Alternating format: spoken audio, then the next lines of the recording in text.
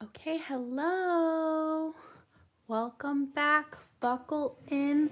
This video is going to be long. It always takes me a while. That's why it's been so hard for me to find time to film it. There's so many things that I want to share and say, and I'm going to try my best to be quick. So we just finished our first semester of first grade, and I wanted to share kind of just everything that we've used so far and some things that are coming up. One couple things you need to know. Number one, I homeschool in the state of Maryland, and in the state of Maryland, you are required to teach 8 subjects. They are language arts, math, science, social studies, art, health, PE, and music. So we're required to teach all 8 subjects. That does not mean that you necessarily need to have a curriculum for each one, especially in the younger grades, such as first grade. But I just find there's so much to learn, and there's so many different things. There's so many great resources out there. So I want to use them. One other thing that I want to preface this by saying is we as a family decided that what would be best for us and best for my daughter is to use her first grade year as a transition year. So she is very intelligent. She has ADHD. She has a dual diagnosis of ADHD and gifted. She is still in the process of being evaluated to see if anything else is going on there. But she is very intelligent, but she is what most people would call a reluctant learner, but her reluctance to really do anything or follow instructions really impacts every part of her life. So that being known, I think I would be doing a disservice to her if I weren't challenging her academically, because if it were too easy or we weren't doing enough, she would be absolutely bored and would lose it. But that being said, just having the emotional regulation skills to get work done, she's very behind on. So it's very much a mishmash. And we planned this year so that she's actually going to be doing calendar-wise a year and a half of first grade. So that way we can still challenge her academically, but give her brain a little bit more extra time to develop so that her maturity and her emotions can hopefully catch up a little bit with her high intelligence. If that makes sense. I know it's very hard to explain, but so we did this first term. I really went in knowing that we're going to be learning, but I know it was going to be a slow process, and I really wanted to focus on helping her to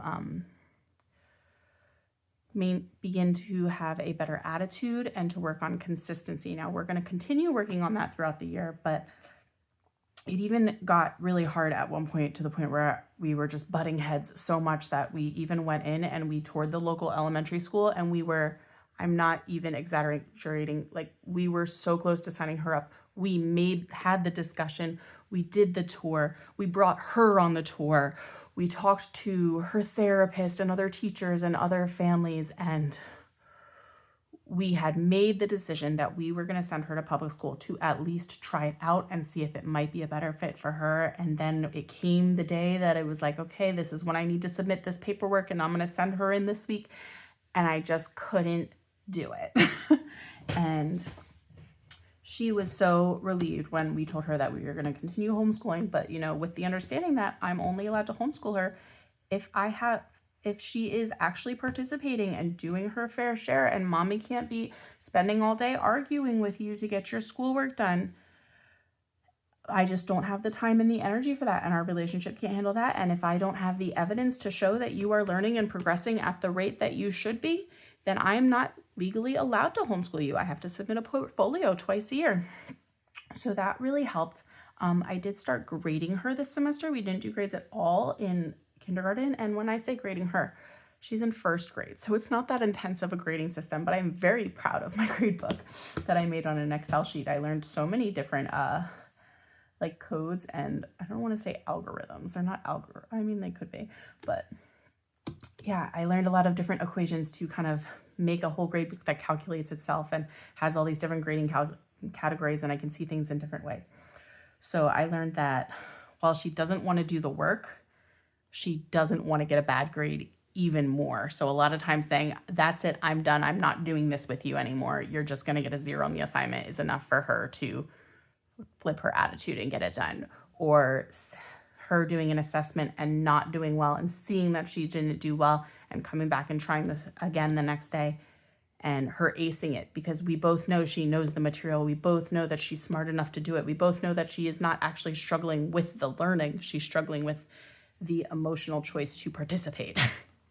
So anyway, I thought I would start by showing you my homeschool planner. I use the Homeschool Lesson Planning Minimalist Notebook.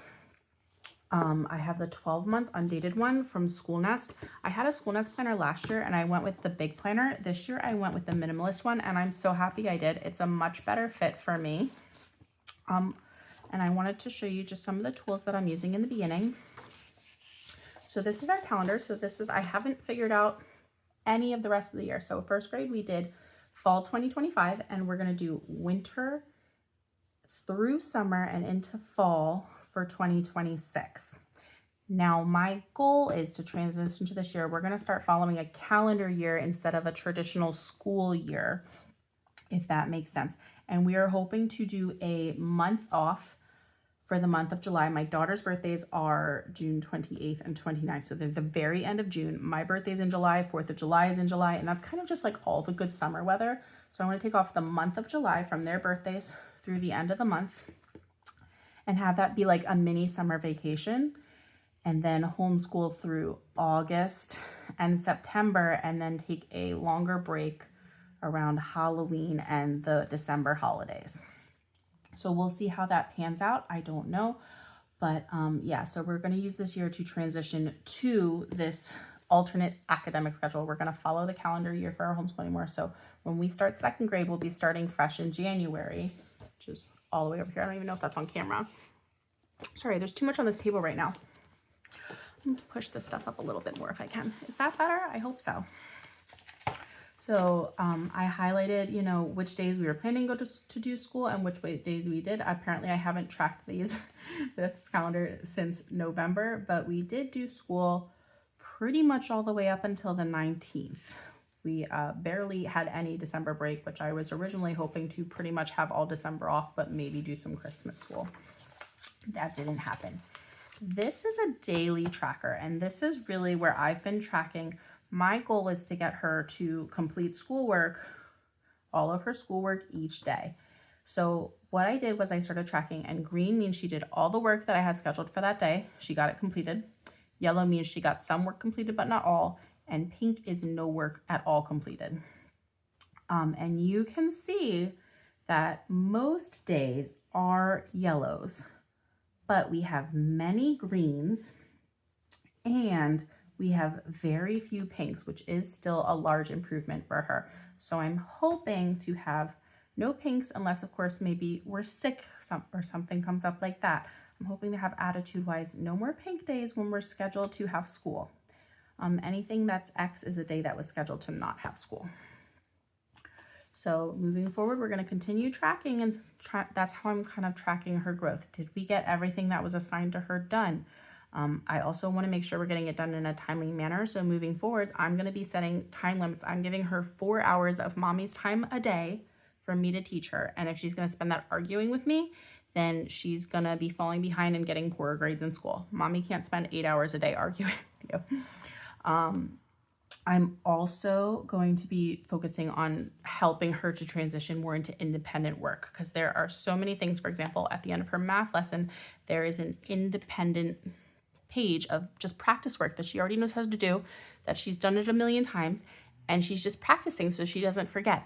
And I know she knows how to do all those things on the page, but I have to do an awful lot of hand holding. She cannot do anything independently. And it's not a question of, oh, mommy just needs to read me the instructions. It's mommy needs to sit there and make sure I keep focusing and keep doing it and don't wander off. So we need her to transition to get a little bit more done independently, because she has a younger sister who is 2, who is rising, and she's going to need attention too. And mommy just has other things to do than just homeschool all day. There's a lot of other things going on in her life. So this has been really helpful for me to see that she has growth. Now you can see at the beginning of the year, she was so excited to start school year. We got everything done, no problem first week. Second week, we didn't quite get everything done.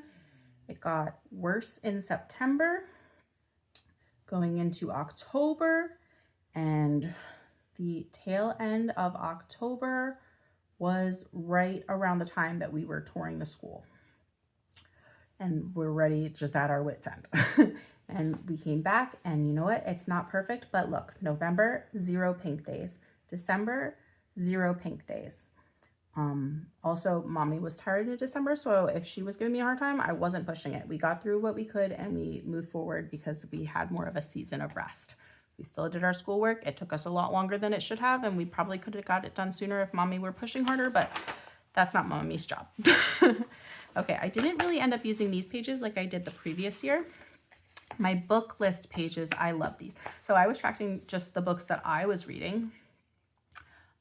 Here I tracked our read aloud novels. So if AB is an audiobook, we listen to a lot of audiobooks in the car. It helps her behave so well in the car. She loves to listen to the stories. And RA is read alouds, ones that I physically read aloud to her. Gwen is very reluctant to learning to read. She's very good at it when I get her to do the lesson, but she's reluctant to participate in it. So I maybe am a little bit mean when I do this, but I like to read her really good, exciting novels and then be like, well, I'm tired, I'm not reading to you anymore, and leave her on like a bunch of cliffhangers, and she has to wait until I feel like doing it every single time. I'm like, well, you're welcome to pick up the book and read it. And yes, they are too hard for her, but also if she were to try, I'm sure that would, she could probably get through at least a little bit of it. There are lots of words she knows at this point. So these are our stories and mythology list. So you can see that we've already read over 36. I had to start on a second page. We've already read 39. So we do Wonder Tales, and we've been doing Norse mythology so far this fall. Wonder Tales have all been Hans Christian Andersen, and we're almost done. We're doing the old original versions of all these stories, and it's been so fun. And I read aloud all these to her. And these are the books that she has been reading herself. So she has read 30 books, and they're all just little readers this school year on her own so far. And that's pretty good for a kid who refuses to read. And then there's also all these progress trackers. Since I have a grade book, and I'm going to show you in a second another way that I really do keep track of them. I track our math up here. She's completed the first term of Simply Math 1 from the Good and the Beautiful. And I track all of our other subjects' progress. So I was really originally hoping to be at least 2 weeks 16 by winter break. We did end up missing a few days and just not getting things done enough. I'm very happy with the subjects that got to week 14. And these other subjects, some of them we kind of fell off, and I'll go over that more later. But these progress trackers are very helpful. I used them more last year. I just didn't really need to use them. I'm tracking in a different way this year. And I really like these large overview calendar pages. I do kind of wish that they were, throughout the weekly lesson plan pages, but that's okay. It would bug me if they were actually, because each month has a different number of weeks and it's a blank book, so I can choose to write in whenever I want to, and I don't feel like I have to do lesson plans every week. I usually do, but for example, when we're on like time that was supposed to be winter break and we're just finishing up loose ends, I didn't feel the need to write a weekly schedule every week. It was just like, okay, what else have we not done that's on our checklist? So I appreciate these, and they're blank, and you can kind of see I like to write down our activities and our scheduled appointments, and then sometimes I get cute with them. Let's go with this one. So this is what I have each week. There's a weekly overview, and I tend to write any notes, or I will write down like her reading assessment scores on this page, or really anything I need to. I would like to use these weekly overview pages more. Here is where I write kind of like our morning time stuff, and here is where I write our schedule for the week. And then here is where I do my lesson plans. So I have 2 daughters. My youngest is 2. She has no real need to homeschool yet, but we're doing it, so she wants to do things, so I do things with her as well, and I try to write down what I'm doing with her so that I remember. I really like that at the top there's a section where I circle what month it is, which days it is, and at the bottom it helps me track which week number of school it is. So, And also what I do, so when I make my plans, and this is what I started doing kind of later on this semester, and I'm definitely going to keep up with because it was so helpful for me when I'm like looking back and putting dates in my grade book, is I would highlight. So I would write down everything. I would plan it out for the week and figure out when we should do what based off of what's going on that week. And then as we do things, I would highlight them, and I would do it in a certain color. So you can see this week, Monday's highlight was yellow. Tuesday's highlight was green. Wednesday's highlight was blue. And you can see I finished something that was written on Tuesday. We actually did it on Wednesday, and something else that was planned ahead for Thursday, we also did on Wednesday, and things like that. So color coding, highlighting when we did things helps me to visually go back and remember what we did. So I'm definitely gonna keep up with that. But yeah, so that's my planner. That's where I write in real time what we're doing and how I keep my head straight. This is the plan that I made at the beginning of the year. So I made up 20 weeks, I believe, of curriculum. Let's see, this is 11, 12. And in each week, I have religion, interpersonal skills, or like SEL, manners, all that, literature, science, history, language arts, mathematics, music, and art, and a place to write down some notes. Now, I pretty much never use the notes, and we did not stick with this. So you can see, for example, everything on weeks 11 and 12, I planned it for like 2 weeks at a time, was checked, but language arts isn't. We stopped really doing our hymns and songs. We didn't really do our memory verses after a while. We were really just focusing on our workbook for Bible, and that's fine with me. But this allowed me to kind of keep track and plan out all my stuff that we did. So, and I have these. If anybody would like these, I'm happy to put them in my coffee shop. Just know, use it very loosely as a guide. I made it for myself, and I still used it loosely as a guide and just kind of edited it to make it work. But if anybody would like these, you're welcome to have them. Let me know in the comments, and I will post them on my coffee shop. And anything else I'm about to go over that we used, I'm going to try and go over it really briefly for each thing, but there's so much. So if there's anything you would like to see more about or have questions about, please post it in the comments, and I'll be happy to make a video that goes more in depth about anything. So we're going to start with language arts, because I think that's probably the most important with these little guys. So we used last year dash into handwriting for our handwriting. We continued with level 2 this year. She's been doing great on it. Her handwriting is really coming along when she stops and tries. And we do that along with our dash into learning for our phonics. So I was really hoping to get farther into dash into learning than we did in the fall, but like I said, she's a very reluctant learner. This program is the gentlest of the 3 we've tried, and it is the one that has stuck the most. However, what I will say is, because we are so reluctant with her phonics lessons, even though it's super easy. Let's go to the last one we just did. I think it was this one, yeah. So we just finished book 5.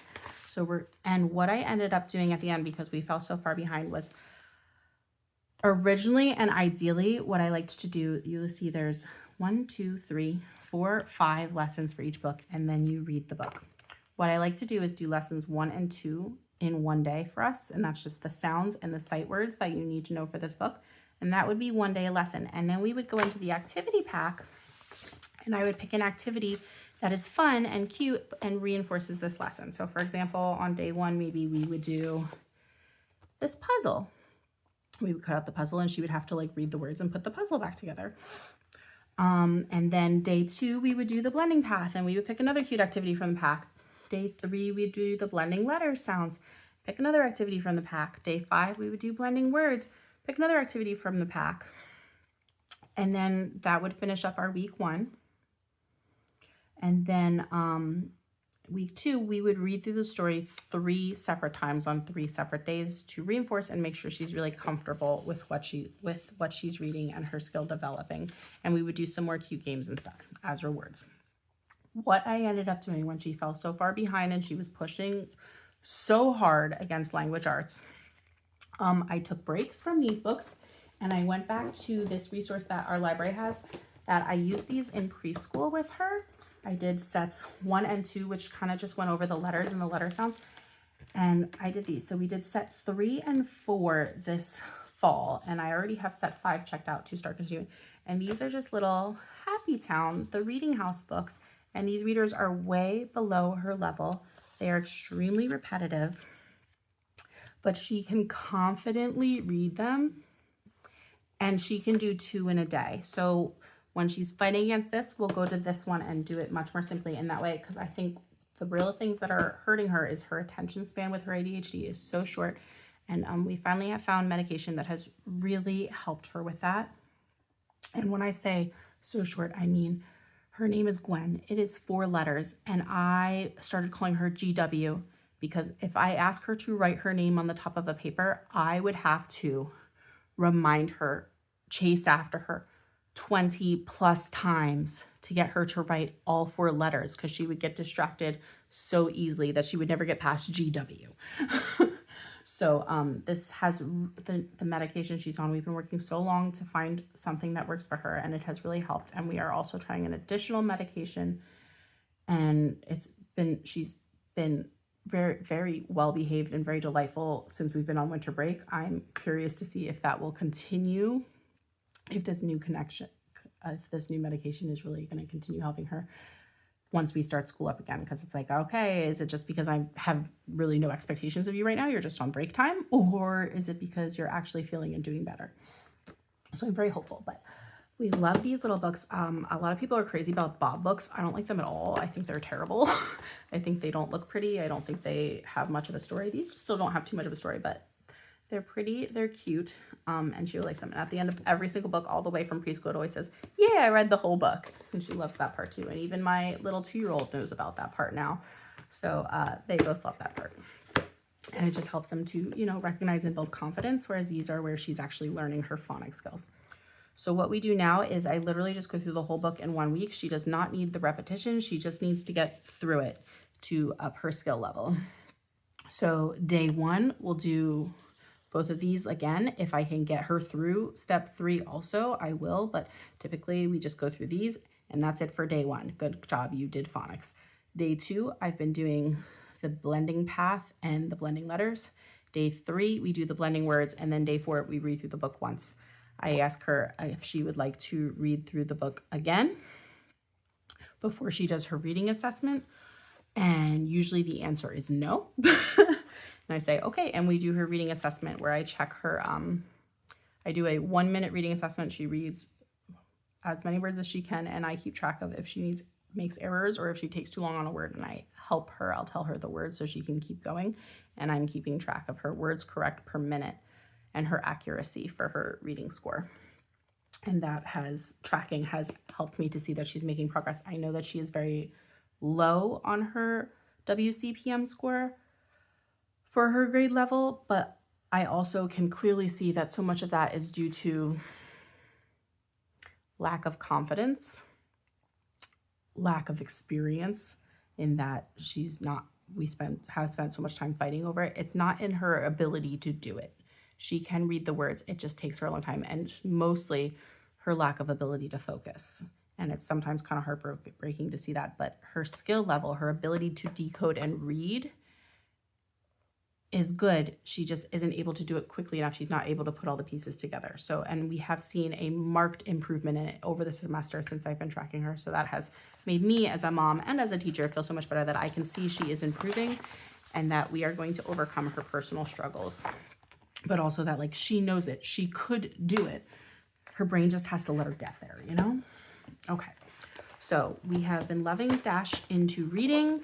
It is the gentlest, easiest phonics program. We're moving through it more quickly. I expect to have it done within this next quarter. I expect this whole program of set 2 to be done by March. I'm hoping the handwriting will finish that as well. And then we'll go into Dash into poetry level 2 for the spring/summer. And then we'll start level 3. This is new to us this year. We started grammar this fall, and this is the sweetest program. I love it so much. I am so grateful that I found it. I'm going to put these just right down here so they're completely out of the way because they take up so much room on my table. This is Grammar Castle and the Kingdom of Writing, and I found it on Rainbow Resources, and since finding it and buying it and having it come home, I discovered that they have a whole website, so I scanned this in. And on their website, you can play the songs. You can buy digital copies of this. They have multiple levels of this program. I have yet to decide whether we'll go to the next level, because this is K through 1st grade, and I wasn't sure whether I wanted to buy the next level, or I already have Beowulf grammar sitting on my shelf ready to go.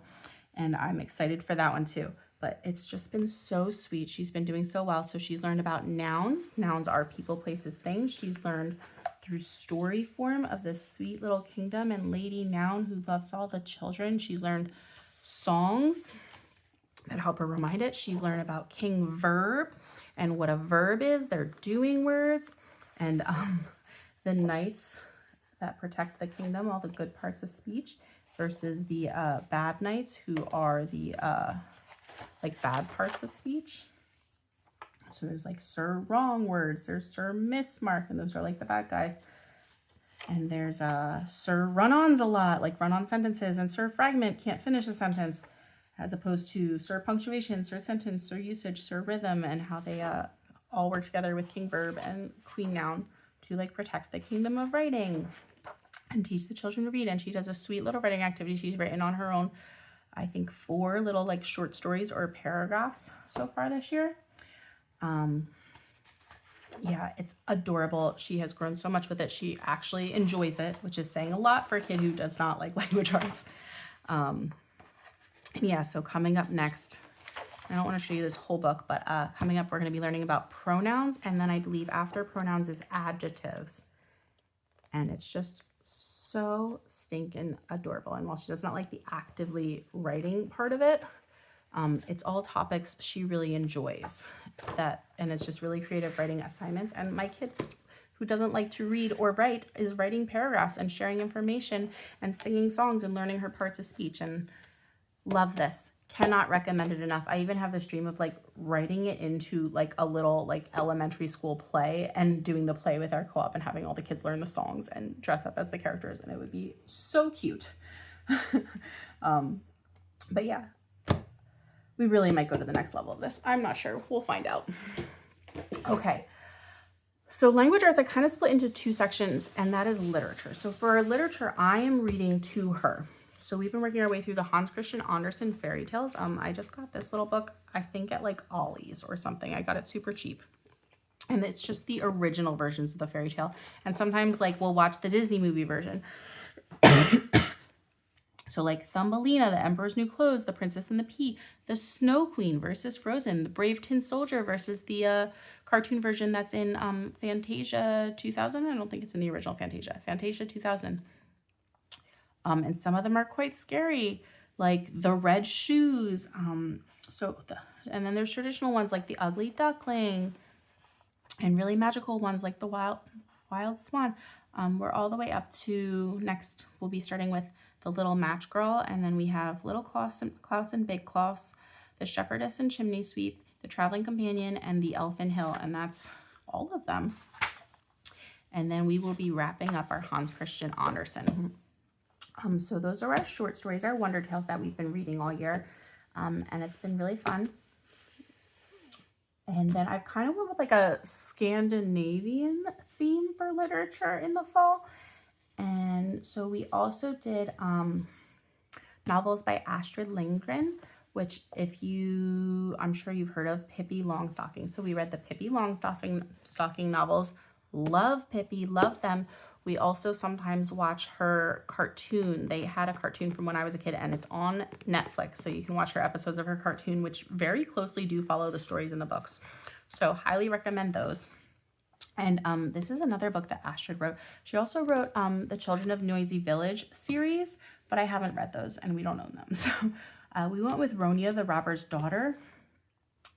Loved this book, both me and my daughter. I had never read it before. We loved it. Highly suggest. Ronia is just like such a sweet girl. They live in the woods, and she becomes friends with a boy who's like of the opposite robbers clan, and like, they're going to end up growing up and getting married someday. But they're just little kids and they're playing in the woods, but they're like supposed to be enemies, and their dads are enemies, and and they end up being like, dads, enough is enough, and they like run off and live in a cave together, and it's so sweet. And there's a little bit of magic twisted in there of like ancient like folklore, Scandinavian folklore. Really loved it. We also read the How to Train Your Dragon books, the first 3 books. We loved them. I would absolutely continue reading them to her, but we don't own any of them, and my library only owned the first 3, so that's why we stopped those. And I was going along with the Vikings, and you'll see why in a minute. But and then finally, now these are a bit old for her. There really isn't any bad language. There are things like shut up from time to time. But these are the Magnus Chase and the Gods of Asgard series from Rick Riordan. There's only 3 books. This is actually the second one in the series. The first one is upstairs. We just finished it last night.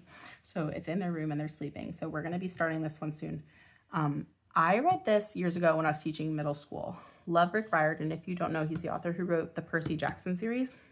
And I really connected with the fact that these were Norse gods, because I'm of, like, not Norse descent, Scandinavian descent. I'm of Swedish descent.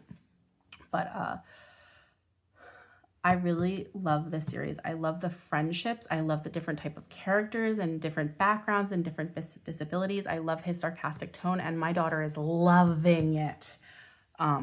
She's like so mad at me last 2 days that I haven't started the next one yet. I was like, Mommy needs a little break. Mommy just read you over 500 pages out loud.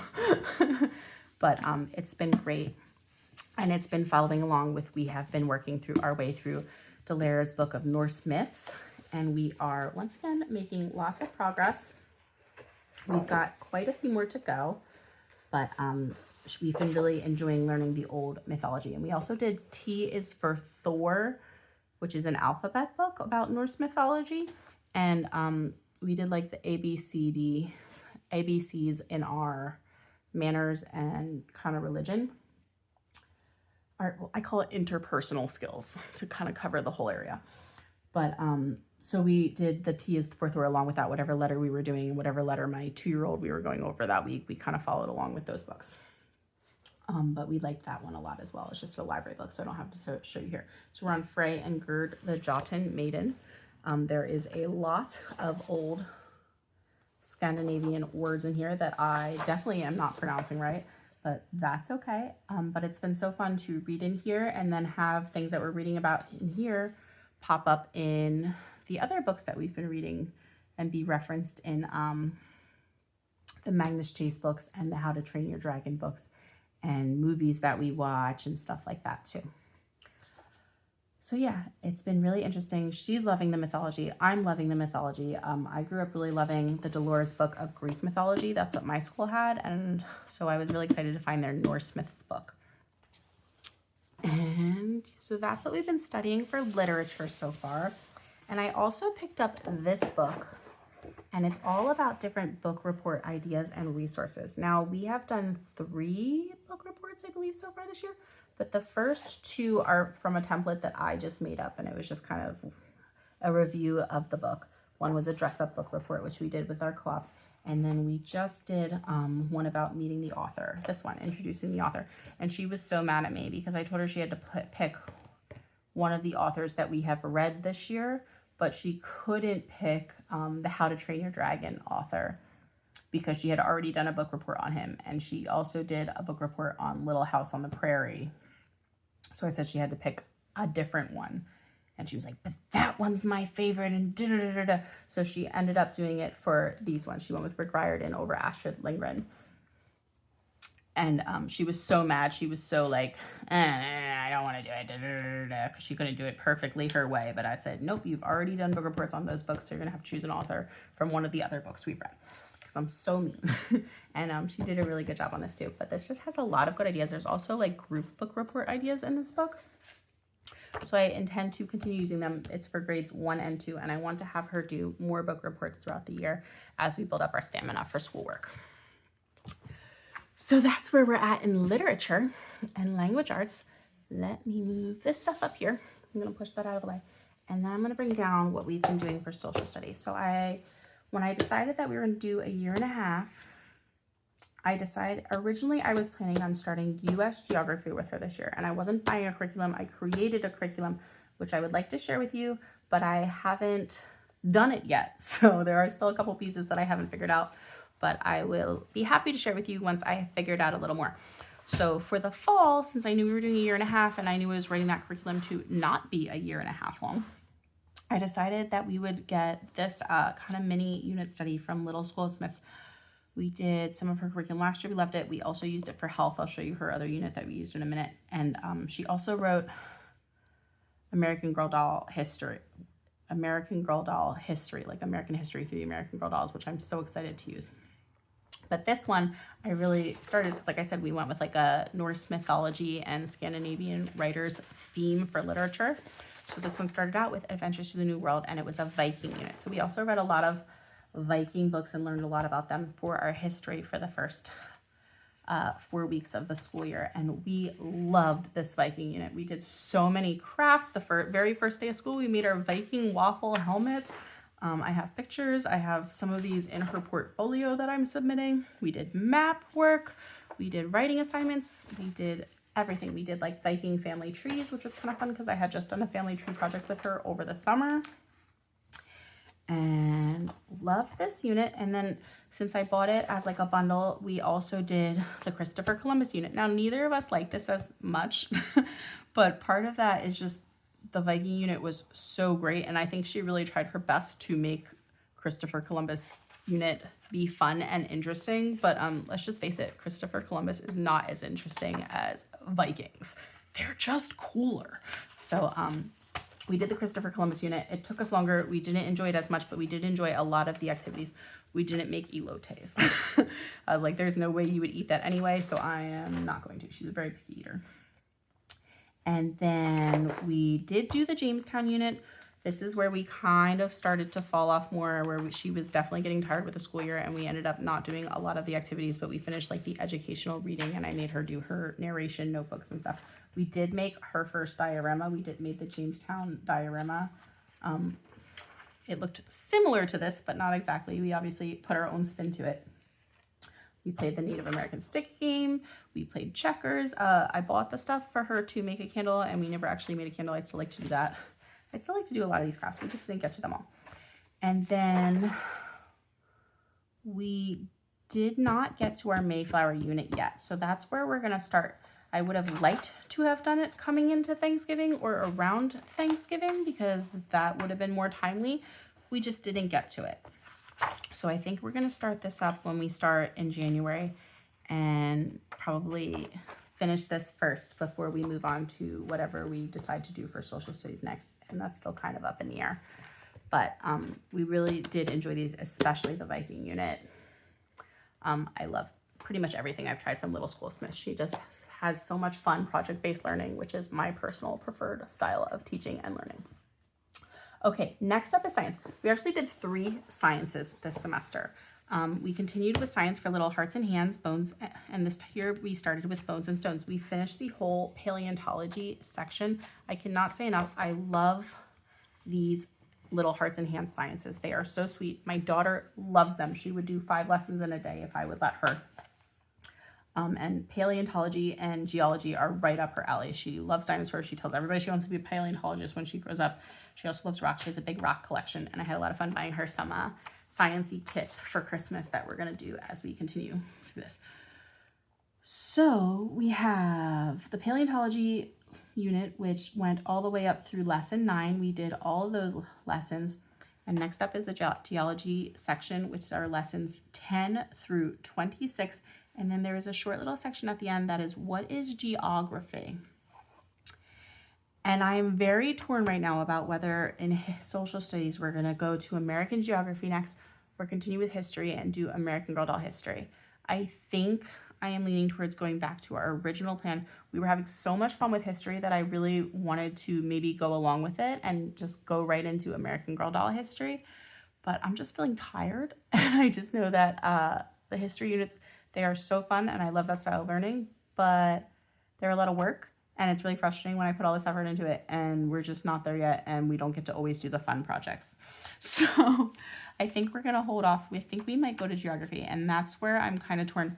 Should I do this little geography section before we do the geology section? If you have done this already, can you let me know if you think it would make a difference if we do the geology lesson or the geography lessons before the geology lessons? I know in some of these it really doesn't matter if you go out of order, but I know in some of the books they do suggest you go in a certain order. Like I know Sparks and Stars says, hey, we really suggest that you do this one in order. So I guess I have to look farther into this specifically. But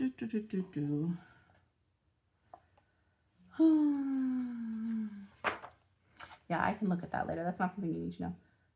How long will a lesson take? Is there anything I need to do to prepare for a lesson? Do you include any specific doctrines? Yeah, it doesn't really specifically say if you need to do these ones in order. So if you've done it before and you can please give me some feedback on that, I would really appreciate it. Because if we are going to start geography, I think it would help to do that little geography section at the beginning of our geography unit rather than when we're halfway through it, you know? But we're definitely going to be continuing with this and finishing that in the winter/spring. We actually finished this book. I wasn't planning on it, but she had so much fun doing all these animal projects. And I loved it because it is one of the few things she really could do independently at this stage. Now, this is for ages 4 and 5, and she is 6. However, when I was looking into these animal books, I discovered that each book has different animals. So I was like, well, should I start on the 6-year-old one? But then she won't get to like learn about the red pandas and the octopuses and the tigers. And I really thought she would enjoy all the animals. So I said, you know what, we'll go ahead. We'll start her on the younger one and we'll just kind of see how it progresses and see if she even likes it. She loved it. I loved it. We both found it interesting. So we read like a short little story on one day. So like short little information about why, for example, the red panda is so amazing. She would do these 2 super simple activities and then that would be it for the day. And then the next time when we would come back and do it, we would do this short little 1-page story about playful pandas. She would do a cute, like, imaginative activity where she would imagine something, draw a picture of it, and then tell me about what her story is that she drew a picture of. And then you can't see it because it's ripped out because she did them, but there would always be like a cut and glue or cut and tape craft for her to do for every animal. And she blew those out of the park and she loved doing them. She could do them completely independently while I was putting her sister down for nap. 10 out of 10, really love this. I already bought the second one. I'll show you that in a second for the next level, which we're going to continue with this year. One other thing that we did, I found the book at my library and I don't have it checked out right now because we're not using it over winter break, but it was called Fairy Tale Sciences. And what I've been doing is whenever so I've been using it to follow along with our literature. Like I said, we've been doing the Hans Christian Andersen stories.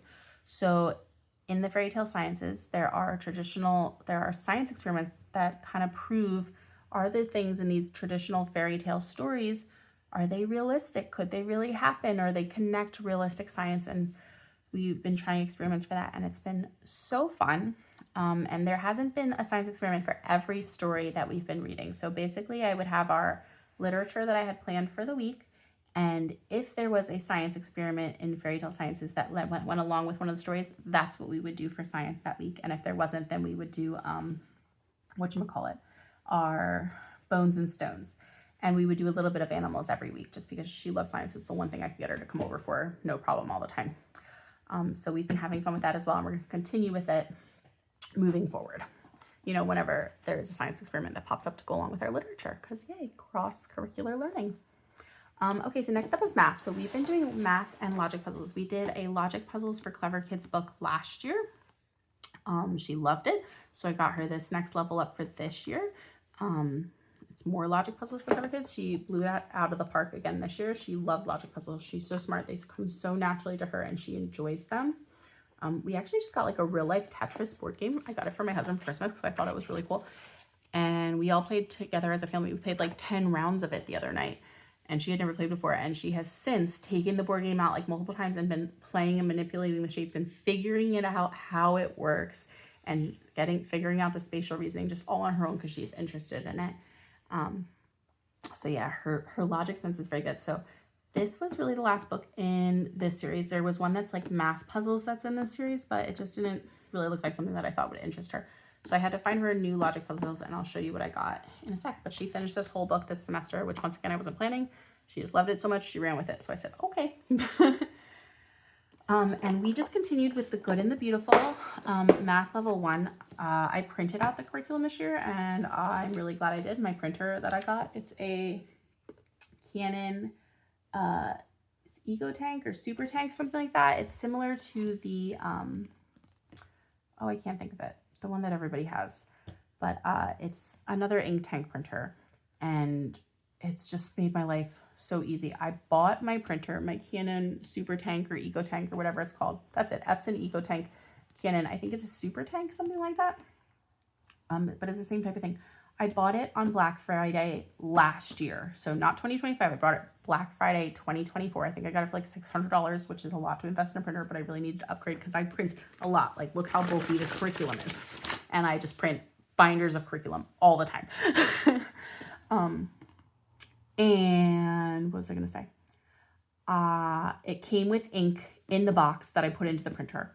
And here I am over a year later at this point, have printed binders and bookshelves of curriculum, 2 tons of just crafty random stuff every single day. I print pages, 20, 30 pages, hundreds of pages, I don't even know, every single day. I just printed out a workbook for myself yesterday. That was 180 pages.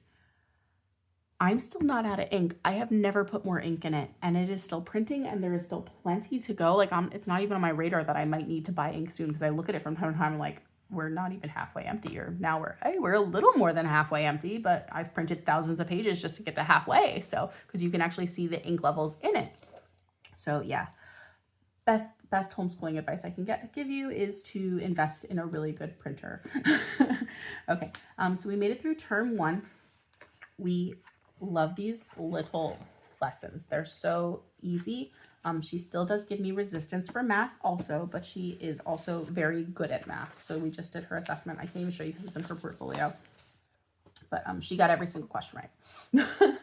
Let's put it that way. So we're just going to continue with this. My goal is to get through the next 40 lessons by the spring. And then when we go into our 3rd term of 1st grade, we'll do the other ones. Now, obviously, if you are doing a more condensed traditional school year, I would be hopefully farther along, but I know that's just not where we're at. And we will finish this before we move on to 2nd grade for sure, but this allows us a little bit more freedom and breathing room to deal with these struggles that we have. But she's been doing really well with it.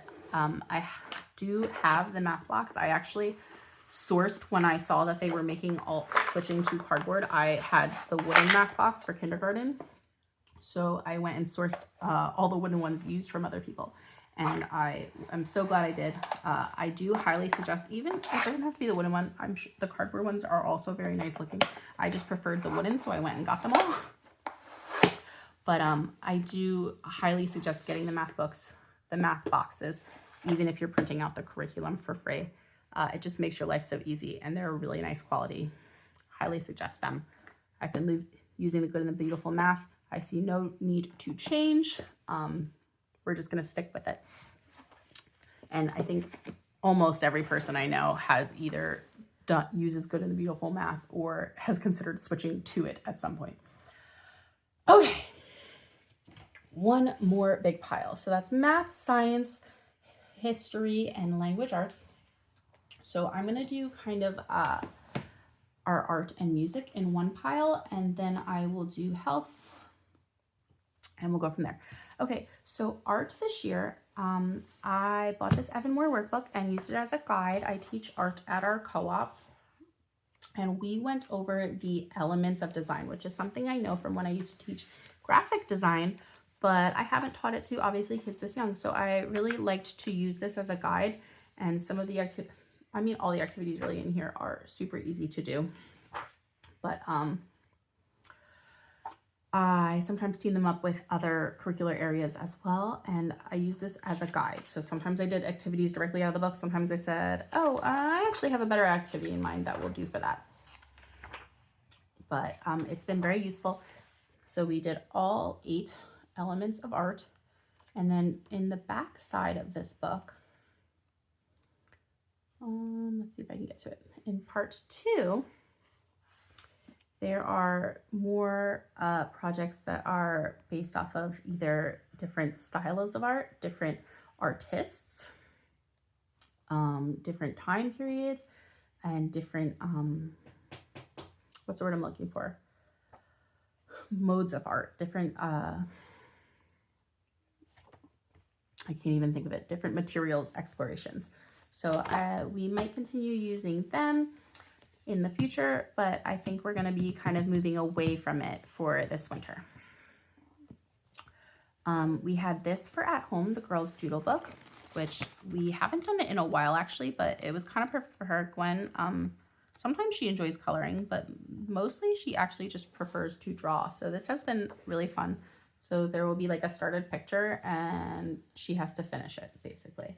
Sometimes she puts like a lot of effort into it, sometimes not so much, but it's been just like a fun little creative artistic option for her to do at home. She also does a lot of how to draw videos on YouTube, which she's getting really good at. and mostly she does just art completely on her own. We also did a little bit of art history. We've been exploring Van Gogh. We haven't really read this book. I used a different book, but I got it from the library, I think. And we did Katie and the Sunflowers, which is an adorable series.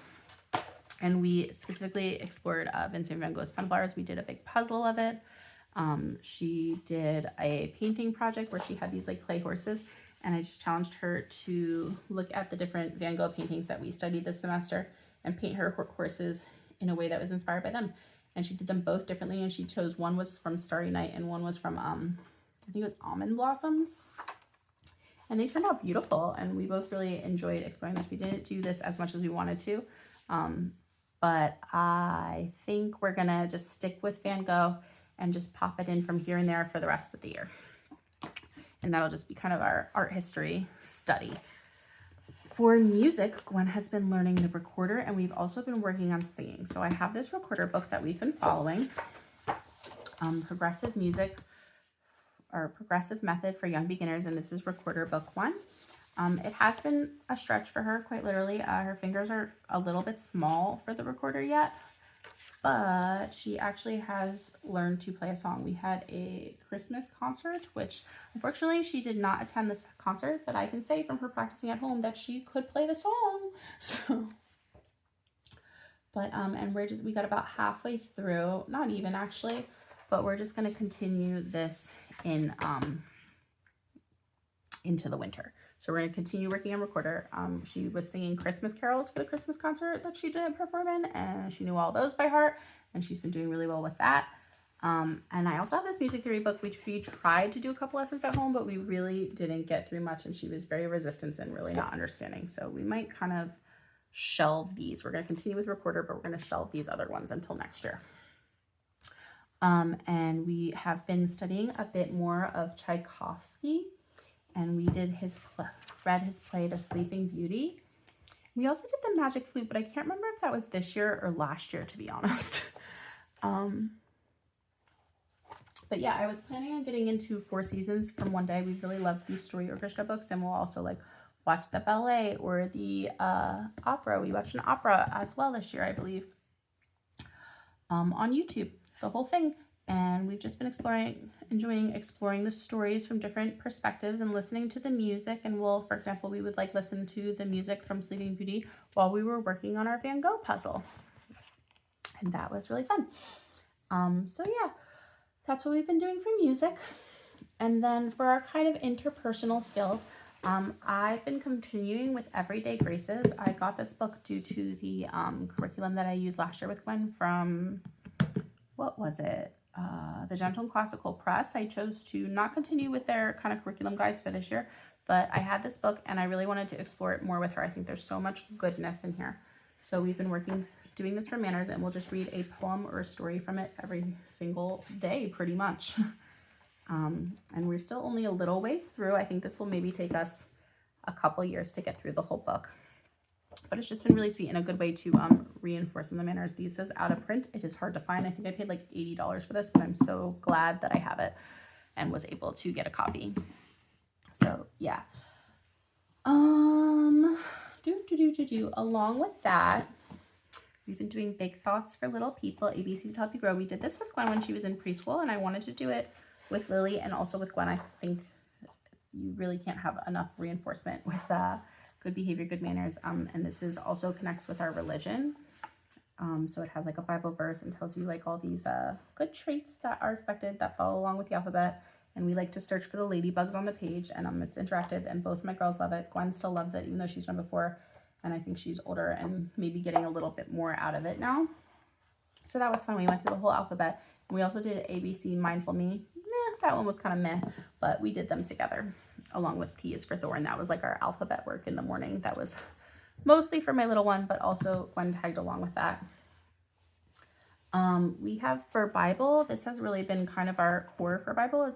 This says Preschoolers Best Story and Activity Bible, but it's for ages 4 to 7. So even though it says preschoolers, it's ages 4 to 7. And we also have the next level up ready to go when we get to it. And this has definitely been below her needs, but she's loved it. She's adored it. She really is happy to do her Bible work. any day out of this workbook. She really does like this one. I'm learning she really likes workbooks, so that's why I've been incorporating more of them in this year. I don't get much reluctance from them typically. And I also like that this is another one that she can pretty much do independently. I can read her the instruction and she's good to go. So we'll read, it's like a very shortened version of a Bible story, and then I'll have her do, what is it? 1 and then 2, 3. So we'll do 3 pages of activities, I believe, and then we'll come back later that week or the next week. We'll read the Bible story again, and she'll do the other 2 activities. And then the next week or 2 weeks later, because I always plan it in a 2-week section, we would go to the next one. So I believe David is the last one that we did. And then we kind of stopped into Christmas school, and we really just did like an Advent study, which was fun. But yeah, that wasn't any full curriculum. We just did, I found like an Advent reading calendar to Advent like reading things, and we did coloring pages and just kind of wound down for Christmas school. So we're going to be picking up with Fire from Heaven. And I believe this goes right through and does a couple of little New Testament stories as well. But they're all very light and easy. We're definitely going to finish this, and then we'll move on to the next one whenever we're done with that. But she's been really liking it. I just got it off of Amazon because I saw the upper level in my church, and I thought, oh, that looks like something fun she would like. This is something that I picked up just at like a secondhand sale, a JBF sale actually. And we tried it. We made it through... So this is, I'm sorry, I should say what it is. My Growth Mindset Workbook for ages 6+, Mindset Challenge to Nurture a Learning Attitude and Resilience. And it's dry erase. So what we did was, I think like once a week, we just read through 2 pages. So we did the learning journey, and we talked about where she is, because Gwen really struggles with a positive mindset. We talked about growth mindset thinking, a self-evaluation, my mindset test. I think we might go back and kind of redo some of these evaluations. Brainology maze, she loves doing mazes. Goals trees, things that we're working on. Mistakes mates. This is where I learned that Gwen cannot admit or to herself that she makes mistakes. She won't even say it out loud. She will literally run away from the conversation and cover her ears and be like, la, la, la, la, la. So I had a fun time talking to her, showing that to her therapist, and being like, oh, so this is where we're at. But I think we have learned a lot and explored a lot through working on this book. Now we made it through challenge 1. I read 3 challenges to her, and she got to choose which one she wanted to do. And she took it, she just so decided to do, draw a large picture of a space rocket and planets using all the 2D shapes. And it's still sitting on our fridge. And she did this beautiful job. She colored every single inch of the paper, and she spent like 4 or 5 hours on it, just working hard on it. She got into this. And then after the challenge, you do like this little reflection page in the back. So challenge 1 shapes, and I did the writing for her, but she had to answer the questions, and she did just a really good job on it. Now that being said, the next time that I tried to do one, we never got to it.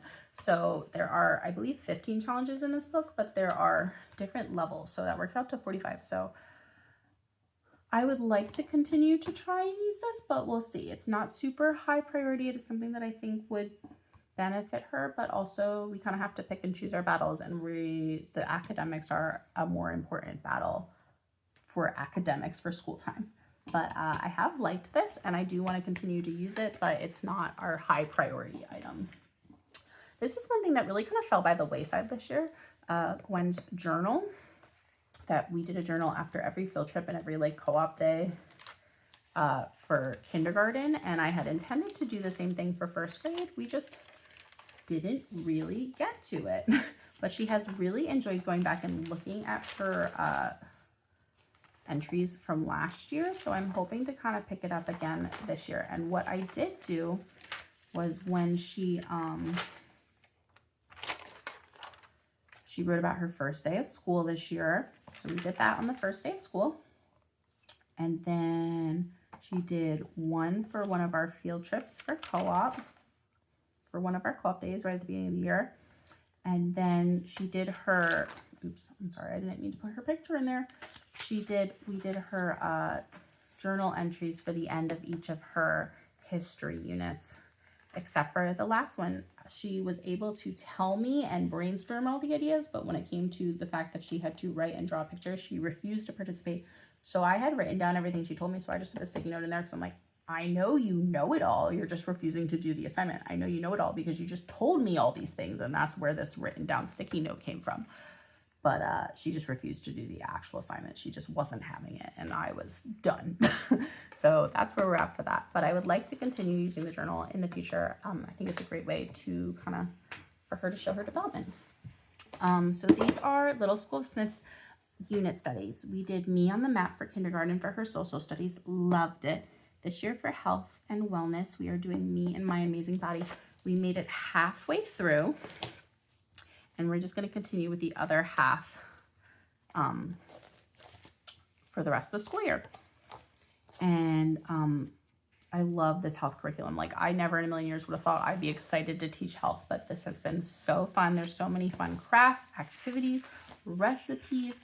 We read a little bit. There's videos to watch, demonstrations. This was a really fun one. We made a cookie and a pancake, and it was showing the difference between muscles and bones, how muscles allow us to flex and bend, and bones allow us to stand up. And the pancake man could not stand up, but if you tried to bend the cookie man who represented the bones, he cracked in half. So yeah, there were a lot of fun movement activities. Yeah, it's just been a really wonderful unit so far. So coming up, we're going to be picking up with Unit 6 and going right through, is it 10 units, I believe? Yeah, Unit 10. And that will be continuing for the rest of the year. I also have the science unit, Me and My Place in Space. I'm planning on doing outer space next year and teaming this up with Little Hearts and Hands, and we're going to mash it all together. And we did the Me and My Family Tree unit as like a mini unit over the summer and enjoyed that too. So love Little School of Smiths. And that's everything we've done so far this fall. I'm tired. Hi. But I did want to give you a sneak peek of what we're doing. So a lot of that stuff we're either continuing or we finished. I literally just found this tonight. My daughter loves Chronicles of Narnia, and I loved the idea of doing like we have listened to the audiobooks twice. We've watched the movies. I don't know how many times. We have some of the short picture storybooks of it. She loves it. Can't get enough of Chronicles of Narnia.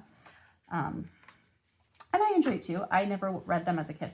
But so I just found this. It was a freebie online. It just popped up on my Facebook, and it's popped up so many times. I finally downloaded it, and it is gorgeous. So Faith and Family, 10 magical Narnia questions for young kids ages 5 through 8. Fun discussion and activities for families with Bible lessons and journaling. And look how gorgeous this is. So this was completely free. I found it online and I downloaded it for Facebook. So like, who is your favorite character in Narnia and why? How do they show courage? And there's a little instruction and a little Bible verse. And I think this is right up her alley. So I would like to work this in. I'm not sure when and where. I'm thinking maybe possibly when we finish our current Bible workbook before we start the one for the next level up. Maybe we'll do this as like a miniature Bible / literature study. And I'm sure she would be more than happy to listen to The Lion, the Witch, and the Wardrobe audiobook again in the car, or just watch the movie, or maybe we'll just read the storybooks. I don't think I have it into me to read the whole novel at this point in time. I'm reading too many other things to her. But what is something kind you saw someone do in the story? Can you do that this week? Discuss kindness and practice at home. A Bible tie, Ephesians 4:32. Be kind and compassionate to one another. Like, look how gorgeous this is. Can you believe this is free? So, yeah, I guess Google it. Go check it out. But yeah, it just says Faith and Family. I don't know if that's the name of the company or what. It doesn't really appear to have the company name in here anywhere, but my mind is blown away. I'm so excited that I just happened to find this. Like, it's adorable. It's so well made. I'm definitely going to go back to this company and find it again. I'll try to put a link in the description of this video, or at least in the comments. I'll go back to the email because they emailed it to me. I just had to like sign up for it. And yeah, beautiful. So excited. Okay, so once we finish Hans Christian Andersen, we're going to continue with our fairy tales, and we'll go into Grimm's fairy tales. And then we'll do the fairy tale science that goes along with these. And once again, I wanted to find the old original traditional spooky ones because she knows most of these stories, like Hansel and Gretel, The Frog Prince, Tom Thumb, Cinderella, Rapunzel, Snow White. So these are all of the original, the spooky ones. So we'll start with those once we finish Hans Christian Andersen later this year. Very excited for those. All right, I held off on starting spelling. I got this at the beginning of the year, and I'm so excited about this spelling program, but I just knew she wasn't ready for it emotionally. So this is the Zahner Blosser Spelling Connections, a word study approach. And I'm just going to go through like the first week with you. So this is something that we need to consistently do every week. I think if we are skipping days in spelling and picking up and throwing temper tantrums, it's just not going to work well. There are 35 units, and some of them are review. So let's double check. And they each follow like a specific short A, VC, and CVC word. Short A, short E, CVC, short E, CVC, and then review. So every 5 lessons, I believe, is a review of the spelling skills and words she has learned. And so my plan is that I'm gonna like rip them out and give her, I think, 1 page a day for the week. So focus on word study. So page 1 is focusing on the word study. It's where we're going to introduce the words and go over them. There is a digital tutor to help her learn these things. And there's a little Scantron on each page. It says, write the spelling words that end with AD. So she'll have to look through her list and find those 2 words, and then write the spelling words that end with AN. And I think this will really help to improve her reading, because when she is writing and reading and learning to recognize and remember how to spell these words, it'll just really give her, and I think it'll really just push her reading time and skill to the next level. But once again, we need consistency. So it's not going to work if she's doing it 2 days this week, 3 days the next week, Like, she needs to be consistent on this. So then on day 1, I would have her do word study and phonics, and it would connect her words to phonics and sounding them out and stuff like that. Then day 2 is connect to reading. Write a spelling word to complete each sentence. And once again, it has the list of the words on the page, and she has to write them. So she's writing them, she's reading them, and she's remembering how to spell them. Connect to writing. Focus on the writing skill aspect of the skill. Challenge words. And then more challenge words. So then this would be, what did I say there were? There's 4 worksheets, I believe. So like Monday, Tuesday. So Monday would be word study and phonics. Tuesday would be reading and writing. Did I do that right? Wednesday would be her challenge words. Thursday, we could practice and study. Friday, we could do her assessment, or Thursday, we could do her assessment. And I want her to have a spelling test with these words to prove that she's remembering them and able to use them. And I would just do that the same old traditional way as, here is your lined paper. I'm going to tell you the word and you're going to write it down. You can ask for a definition. You can ask me to use it in a sentence, but she's going to be learning these spelling words. And then that would be 1 week. That's my thought. That's my hope. We're going to start these in January, and this is going to be consistently done every day. So every single day, we're going to do language arts, spelling 100%, and every day we're going to do math. And then I think we're going to kind of hop back and forth between phonics and grammar and handwriting. I'll kind of mix them up, but spelling is one that's going to happen every day for her to be successful in it. So I'm excited about that. This is the next level of even more animals. I think we're going to hold off and just kind of focus on bones and stones and wrapping that up before we start this. But I'm sure she's going to be really excited to start this too. So we'll see. I might pull this out if I really need to coax her into doing work one day. But I'm so excited to see what other animals. So sun bears. I never heard of a sun bear. Is that a brown bear? What else? The red-knobbed hornbill. Let's pick one more to flip through and find. Is this what I think it is? Hold on, go back. Dugongs. She also really loves watching Wildcrats, and a lot of these animals have overlapped with Wildcrats episodes, which has helped to reinforce. And she just knows so much. She's such a animal fanatic. She's doing great. She's so into the sciences. So this is what I got to replace her logic puzzles. book. It's Evan Moor, Brain Games and Activities. I decided to start with ages 6 and 7 because I didn't want anything too easy for her. I want her to grow, but I still think this is going to be easy for her, but hopefully a little more challenging than that last book was. And she'll continue with it, and this will be kind of a reward for when she does her math lessons, or a way to coax her to come over to do her logic puzzles and then math lessons. I think she's really going to like this one as well. At least I hope so. And then this is great because there's a lot more higher levels for her to go to from here. I picked this one up to add in with our like manners and religion. It's another Evan Moore. It's heart and mind activities for today's kids. Self-talk, empathy, friendship, kindness, making choices, mindfulness, emotions. 75 activities and hands-on projects. So talking about our emotions and how our week is going. We're going to make a calendar out of it, I guess. Things like taking turns in social skills, thumbs up and thumbs down about how to be nice to a friend, be kind, and just a lot of just like the SEL skills that, like I said, she can be the sweetest kid, but also more often than not, it just doesn't come naturally to her. Something just blocks her. So I'm hoping to continue to be a little more direct, and I'm hoping she will enjoy doing it in a workbook form, since that has worked out really well with all the other workbooks she's done. I don't know how often we'll do that. I'm going to look into it a little bit more. I don't know if we will finish our mindfulness first and then come start this one, or maybe we'll dive right in. I'm not sure yet. I really don't know where we're going. I'm going to spend the next 2 weeks figuring it out before we start school again. And that leaves me with our social studies question. So I'm so torn. I really want to do American Girl history with her. I had originally planned to do it in 2nd grade because I was hoping she'd be able to read a little bit more of the books herself.